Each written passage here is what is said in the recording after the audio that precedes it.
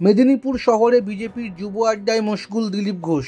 ঠিক তখনই পাশ দিয়ে যাচ্ছিল যুব তৃণমূলের বাইক মিছিল। মুহূর্তের মধ্যে শুরু হয় গণ্ডগোল। দুপক্ষই একে অপরকে উদ্দেশ্য করে কটাক্ষ শুরু করে। উভয় পক্ষ একে অন্যকে চোর চোর স্লোগান দিতে থাকেন। আর তাকে ঘিরে চোর চোর স্লোগান শুনেই মেজাজ হারালেন মেদিনীপুরের বিদায়ী সাংসদ দিলীপ ঘোষ।